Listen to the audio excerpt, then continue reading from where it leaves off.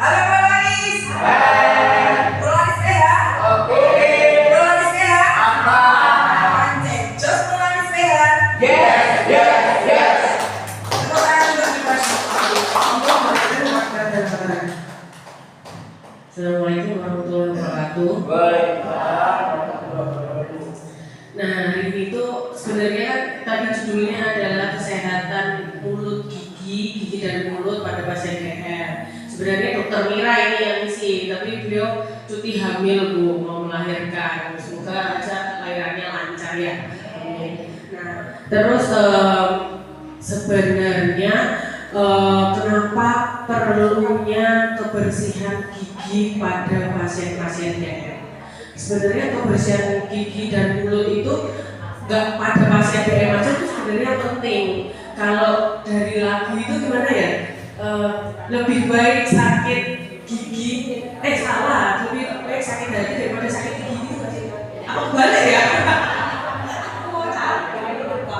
Nah, itu kan maksudnya, iya kan ya Bu, lebih baik sakit hati daripada sakit gigi ya Bu ya, kalau nggak salah loh. Itu kan, soalnya kalau udah sakit gigi, udah nggak bisa makan, sakit terus, mau aktivitas nggak enak, kayak gitu.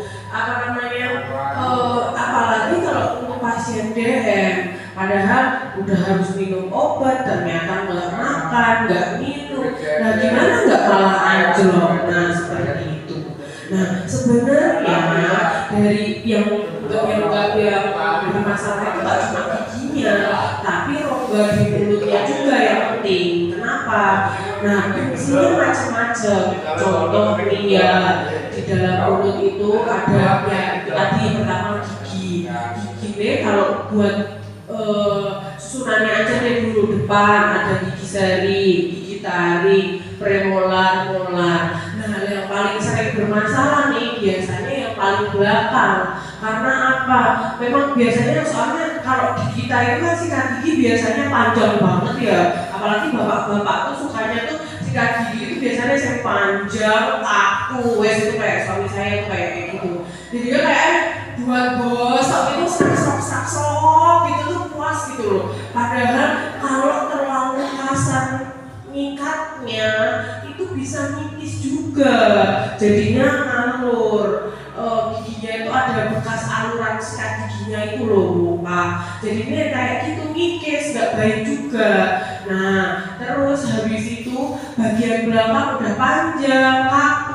Bagian belakang itu pasti sulit untuk dijangkau. Jadi mesti paling utama bolong tuh belakang dulu daripada depan sini kayak gitu. Dan gigi molar tuh biasanya pemakaiannya lama, dia punya fungsinya buat punya. Jadinya sering banyak selip-selipan selip-selipan makanan di situ, makanya gampang rusak.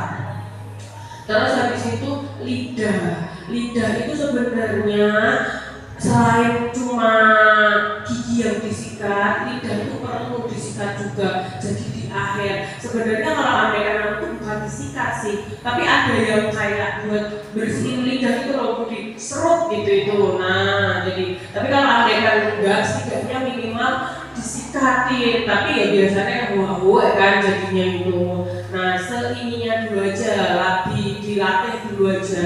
Nanti kalau udah kebiasaan, biasanya udah nggak seenak itu. Nah, terus habis itu ada gusinya. Jadi selain gigi, lidah, ada gusi yang bawah yang warnanya pink itu. Nah, gusi sehat itu kalau warnanya pink, bukan merah ya. Jadi kalau andaikan kok merah meletus, nah itu berarti iritasi, berarti ada sesuatunya yang bermasalah. Terus apalagi kalau disikat gampang berdarah. Nah, yang kayak gitu tuh, itu juga harus hati-hati nih, harus dipikirkan kenapa kok seperti itu. Mungkin apa kok tadi sikatnya, ngikatnya kekasaran, tapi kok kalau udah dilihat terus ya, padahal udah hati-hati, tapi kok ternyata berdarah. Nah, nanti mending ketemu sama dokter Mira gitu ya. Terus habis itu ada tempat mengeluarkan air liur itu di bawah lidah sini Pak, itu ada bolongannya. Jadi nanti kalau andaikan nih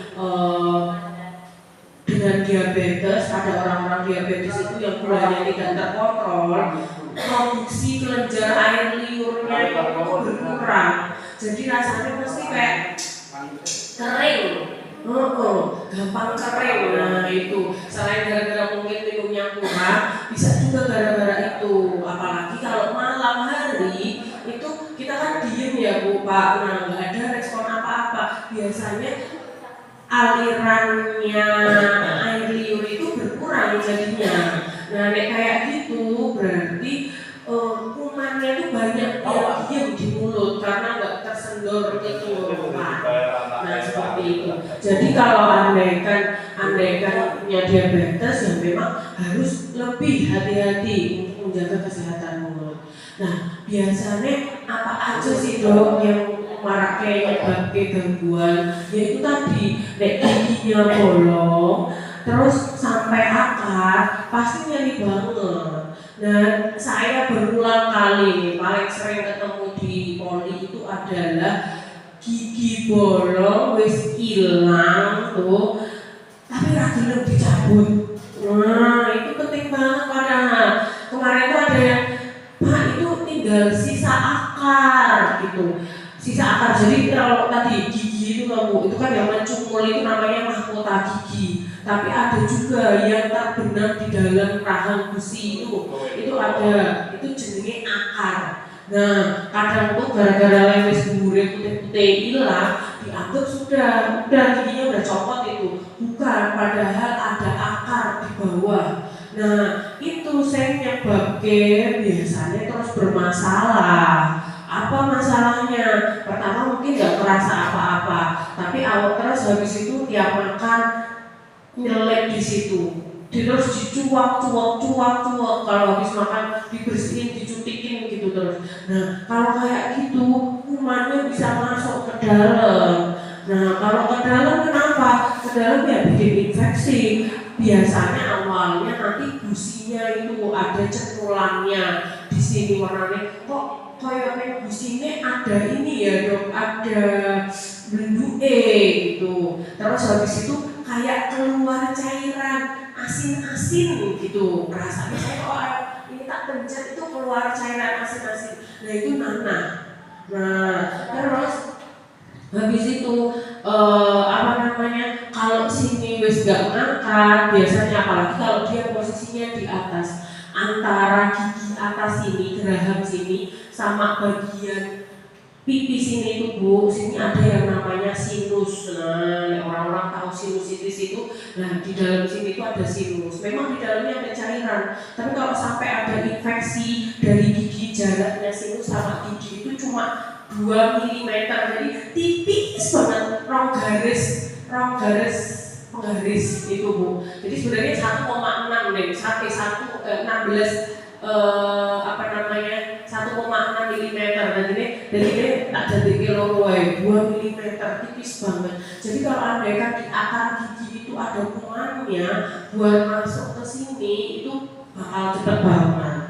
Nah, jadi jangan khawatir kalau andaikan memang ada gigi kropos atau ada sisa akar itu tadi di atas, itu harus diambil. Kenapa?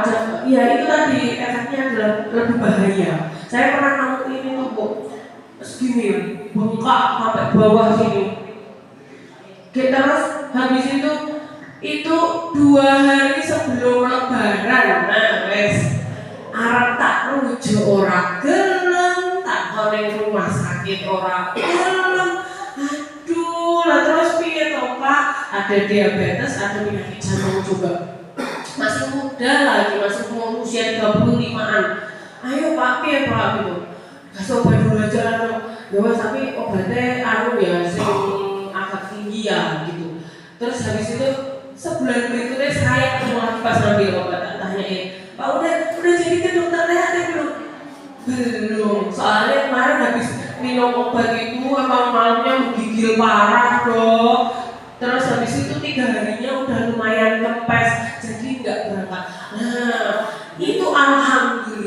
ketolong ya. Maksudnya kayak gitu itu bisa berulang lagi. Jadi jangan remeh ke. Jadi mungkin kalau andaikan itu tadi alhamdulillah kempes, habis itu harus ditangani biar gak abses lagi, biar gak nanahan lagi. Nah kayak gitu. Nah terus selain itu juga Bu, kalau andaikan nih itu kan tadi di gigi ya, di bagian atas ya. Oh ya, sama paling sering itu kan aku ngomong gini, gigi atas tuh jangan dicabut, ngomongin sarafe otak ini kenapa nggak ada, sarafe sih nyambung ke sana tuh nggak ada.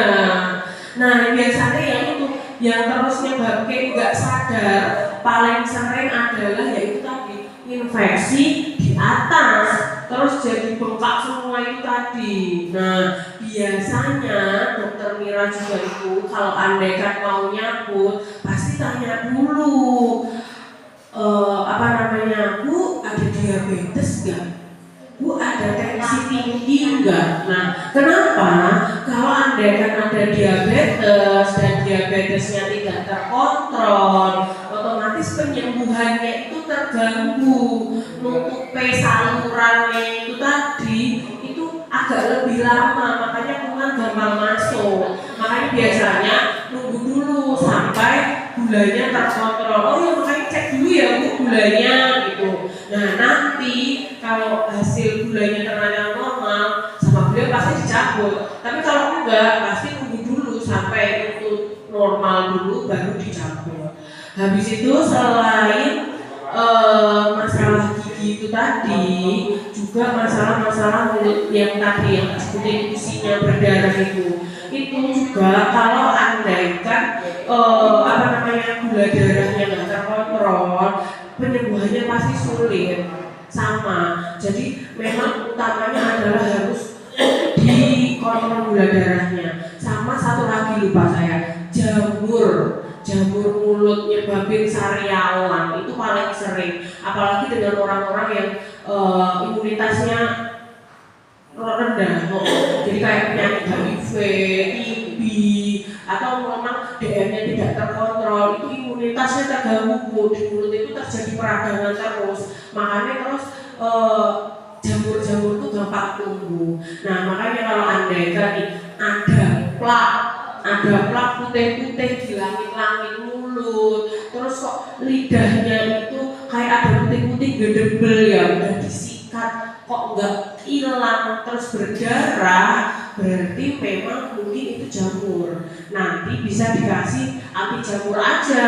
Nah habis itu dijaga kebersihan mulutnya biar tidak berulang. Karena yang namanya jamur itu dimana-mana bandel banget, mau di mulut, mau di kulit, mau di kuku, itu bandel banget. Jadi kalau andaikan seperti itu gampang balik lagi, gitu ya. Nah berarti dengan gimana dong kita caranya menjaga kebersihan gigi mulut? Nah berarti yang pertama adalah sikat gigi. Wes itu paling udah kebiasaan dari kecil kan, udah biasa setiap pagi dan malam hari. Nah waktunya kapan pagi itu? 30 menit setelah sarapan. Nah kenapa tidak dijalani 30 menit dong? Soalnya pas kita makan itu tombok ada hormon yang keluar dari mulut. Nah kayak gitu itu kalau andaikan langsung itu fungsinya buat mencerna makanan itu, jadi terus makanannya jadi rasa manis enak itu kayak gitu. Nah nanti kalau andaikan pas hormon itu kok hormon sih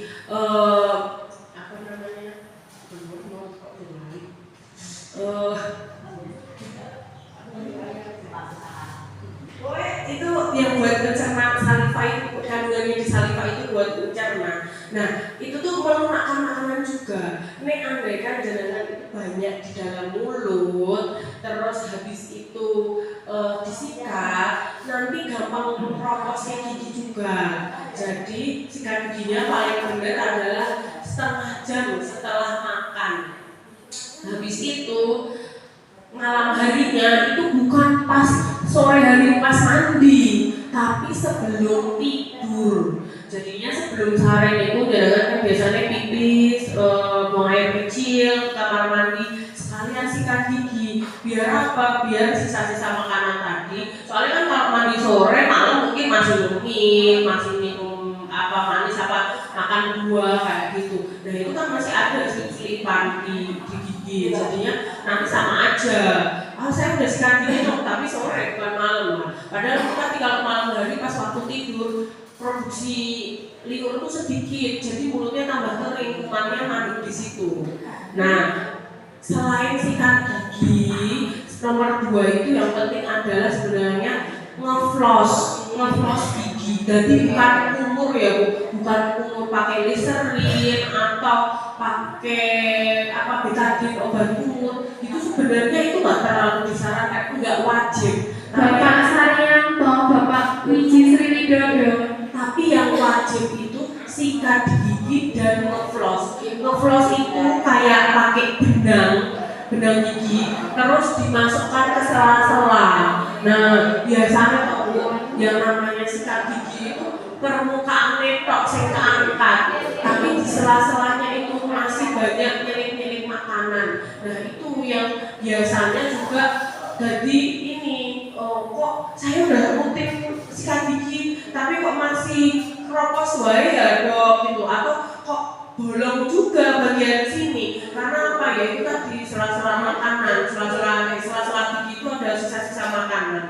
Nah terus habis itu kalau andaikan yang benang panjang itu susah, sekarang tuh ada floss kecil-kecil itu Bu, dan murah, walaupun memang itu tetap harganya daripada floss oleh panjang. Jadi nanti cuma dimasukkan ke sela-sela, digesek-gesek gitu. Nah itu kotor nanti terus dibersihkan, digigit gitu. Maksudnya buat bersihin gitu. Itu satu itu bisa untuk pakai sekali terus buang. Sewadah itu kalau nggak salah sekitar 5 ribuan. Tok itu di online banyak.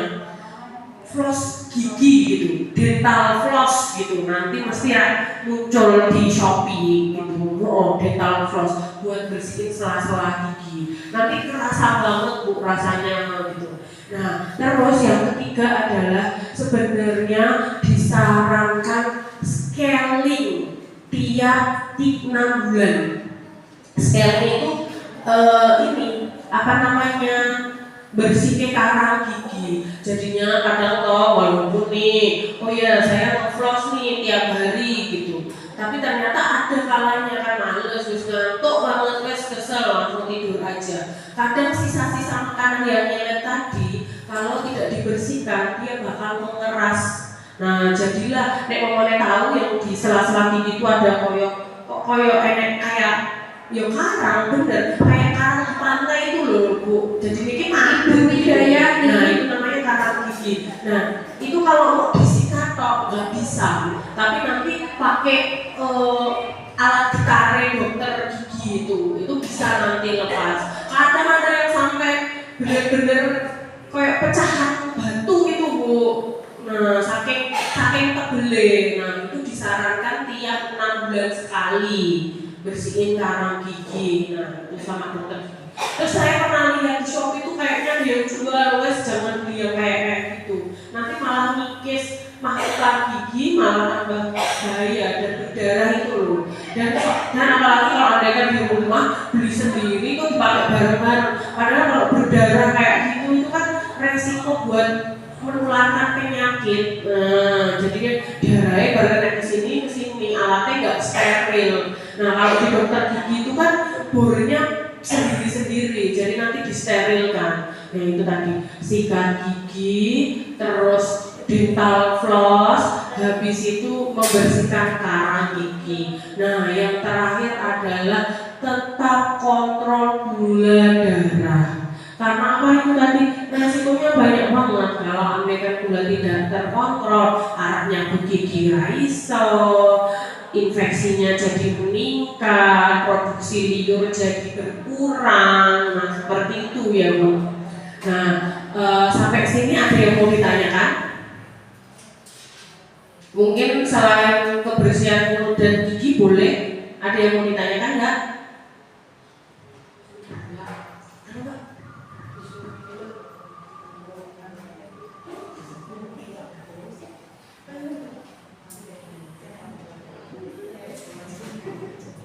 Ibu Sri Mulyani.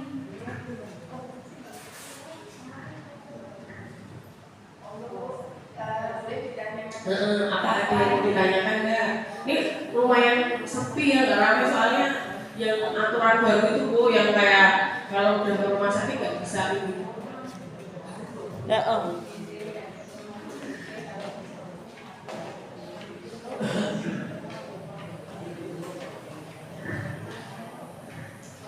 Kok kemarin nggak jadi ketemu tuh gimana? Udah tak tahu.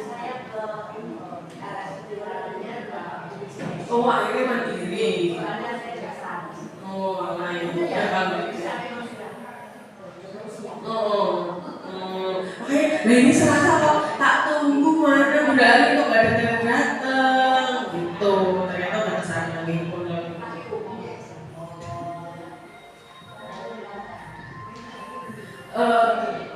Besok apa ya? Kita terakhir.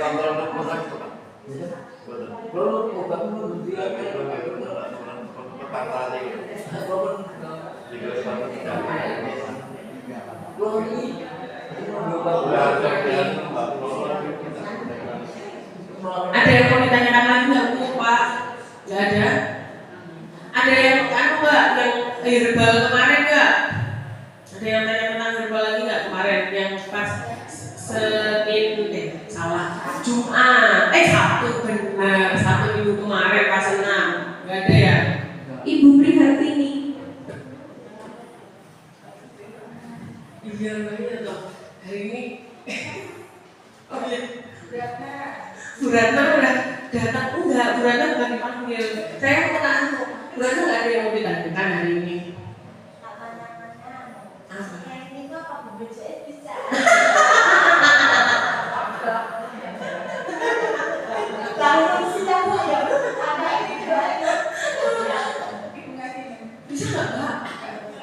Bisa, soalnya itu termasuk golongan estetika. Jadi kalau anda yang kalau estetika, pemeriksaan sehat itu nggak bisa kayak gitu. Nggak apa-apa lah, 6 bulan sekali. Demi kesehatan gigi mulut. Jadi kalau anda giginya sama mulutnya sehat, kalau mau diajak foto senyumnya juga lebar, makannya enak, kayak gitu. Ada yang mau ditanyakan lagi nggak? Ayo Bu, ayo.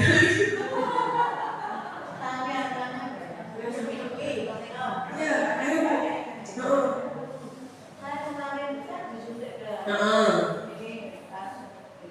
Iya, kaku itu trigger finger. Bapak Suratman. Mati rasa. Iya. Buat kurangi peradangannya itu Bu sebenarnya, sama buat ada obatnya buat kurangi nyeri.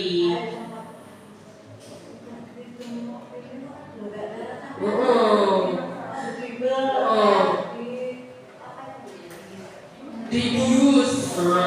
Jadi biasanya suntikannya itu macam-macam. Jadi isinya itu biasanya untuk mengurangi peradangan. Yang kedua biasanya isinya itu yaitu lidoka yang biasa dibius. Fungsinya biar apa? Biar kalau nanti disuntikkan rasa nyerinya pas dari nekuk itu hilang. Sama yang selalu tak bilang nekuk kayak gini itu gara-gara ada peradangannya di sendinya. Jadi buat kurangi itu peradangan mungkin yang pemonewong bahasanya mungkin kayak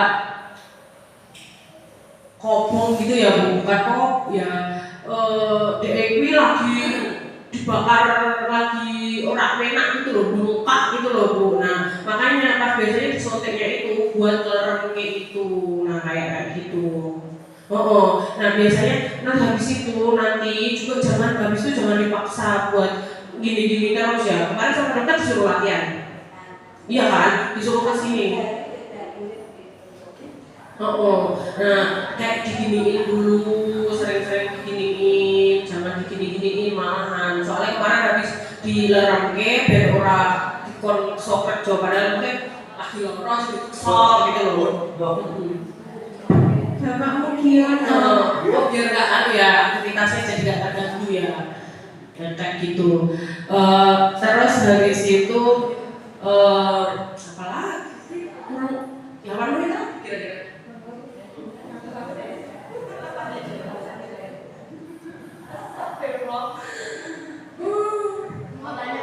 Boleh.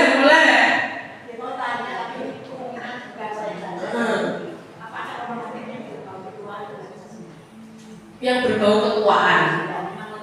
Maksudnya lutut, apa pinggang.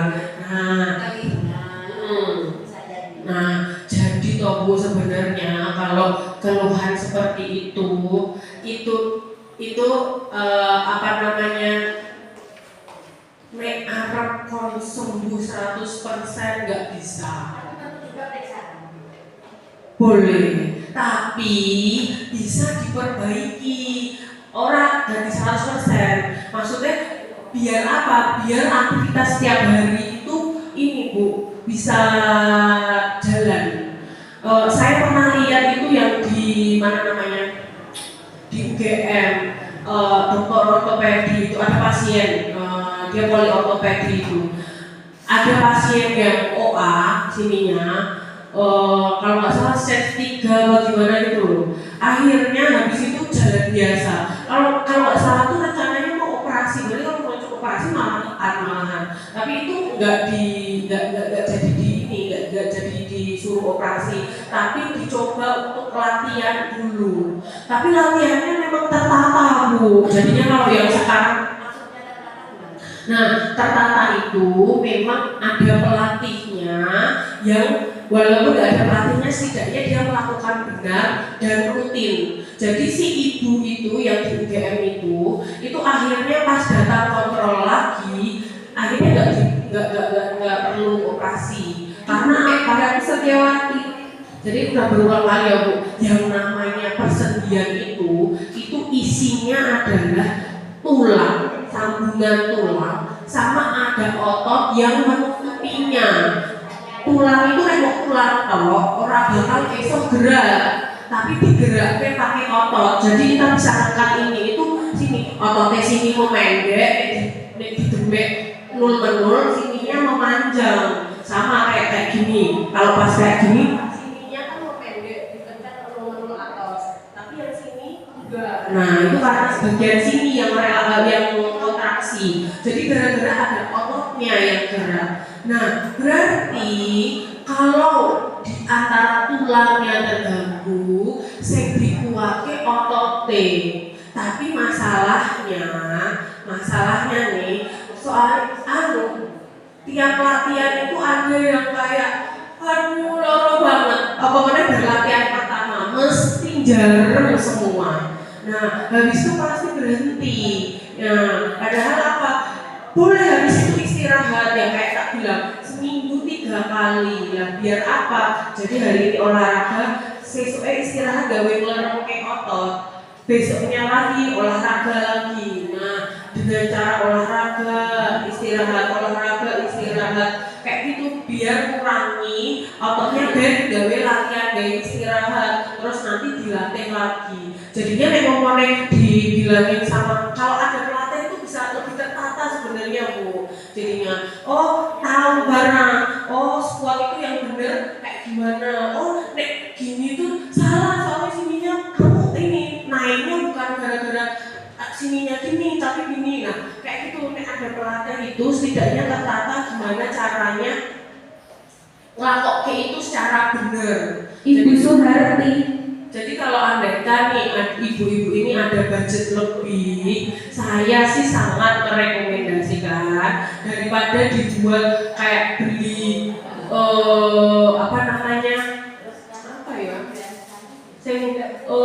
minuman ini. Nah daripada yang kayak gitu yang enggak apalagi yang di YouTube iklannya suaranya dokter terawat. Nah daripada dibuat itu saranku malah golek gym terdekat. Sekarang itu kan banyak banget di situ ada Neofit, ada Elvas itu di Triagan. Nah yang kayak gitu dan atau di Solo Baru itu ada Fit Move itu. Jadinya di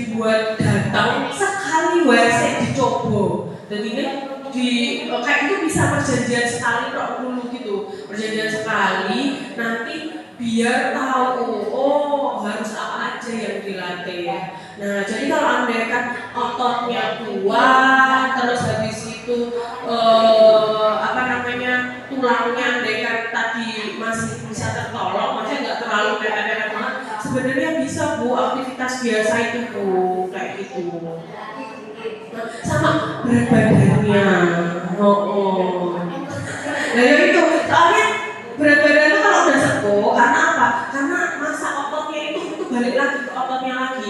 Otot itu sebenarnya adalah tempat untuk memasukkan makan gula. Jadi kalau andaikan nggak ada otot yang makan gula darahnya yang tinggi. Makanya jangan kaget kalau ada dok saya tuh nggak gendut loh dok, tapi kok saya kurus loh ini tuh. Saya ini tapi kok ternyata saya tetap diabetes ya.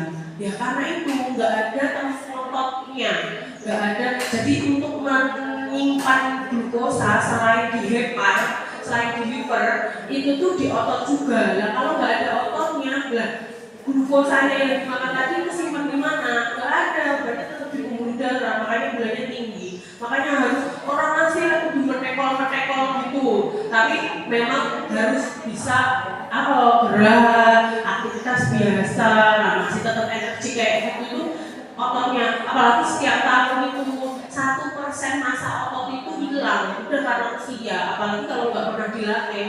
Nah jelas lah itu nanti tergantikan sama lemak nanti kalau nggak dilatih gitu ya. Jadi setidaknya pas itu tadi yang dulu kalau duduk latihan gerakin kakinya kayak gitu, yang latihan kaki dulu itu boleh, atau habis itu nonton sambil aja botol aqua diisi pasir dibuat gini-gini. Nah itu nek gini-gini kan nggak ada nggak ada bebannya ya. Nah tapi kalau ada ininya kan jadi terlatih tuh lebih ini digerakkan kayak gitu. Atau kalau nggak lihat YouTube dulu, nanti kalau ada yang nggak di ngertiin nanti baru bisa itu cari tempat gym apa pelatih atau guru olahraga gitu yang bisa buat ngajari. Atau selain apa?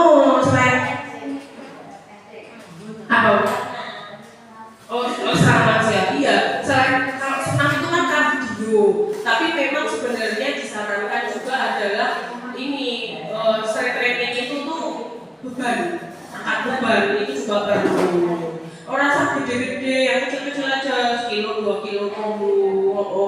Tapi yang penting dilatih ototnya. Boleh, 1 kilo dulu boleh, 2 kilo boleh, nanti makin bertahap kayak gitu. Boleh.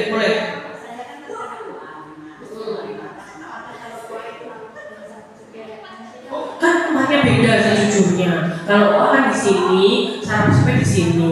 Nah, tapi biasanya memang satu penyebabnya berat badan. Oh iya ibu, Nah itu tadi ya kayak tak bilang, aku tuh makannya sedikit loh dok, gitu kan. Iya, lah apa? Aktivitasnya sekarang ya sedikit soalnya. Ibu Sri Satu. Bu siapa? Oke. Gak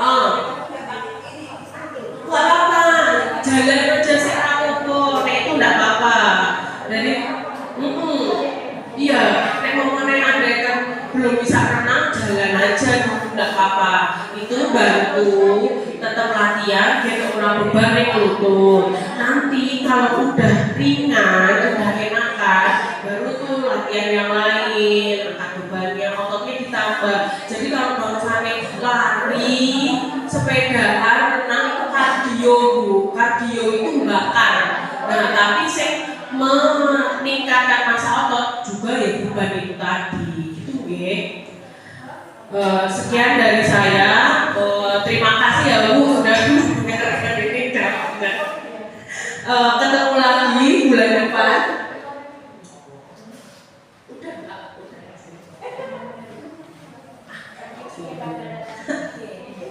Sudah. Saya tutup, kalau ada yang mau ditanyakan atau boleh banget. Jadi kalau mau lebih spesifik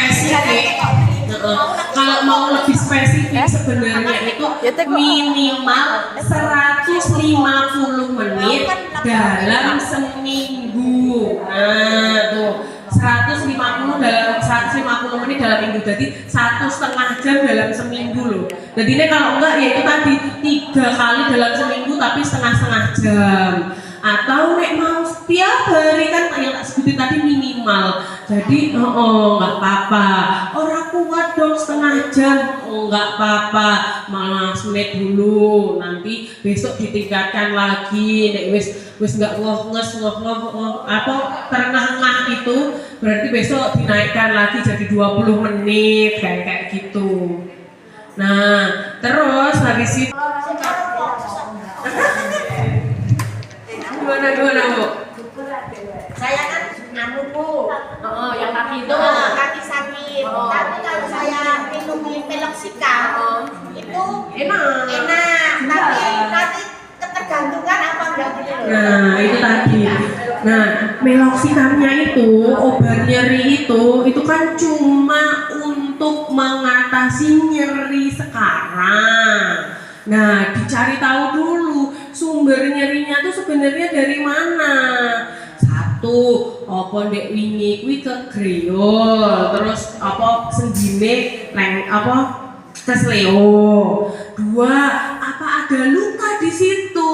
Lah, nek mau meneh kesleo, ya memang butuh waktu biasanya nanti biar perbaikan di situ. Kalau ada luka, ya berarti nunggu sampai lukanya nutup, nyerinya bakal hilang. Lah nek mau meneh yang ditanyakan tadi, lah nek mau meneh obat nyeri kayak gitu nanti jadi ketergantungan enggak dong? Iya, bisa lah, soalnya sumbernya belum teratasi. Dia itu cuma ngasih nyeri maksudnya ngasih nyaman sementara untuk sementara ini. Tapi kayak ya itu tadi contoh kayak gigi tadi.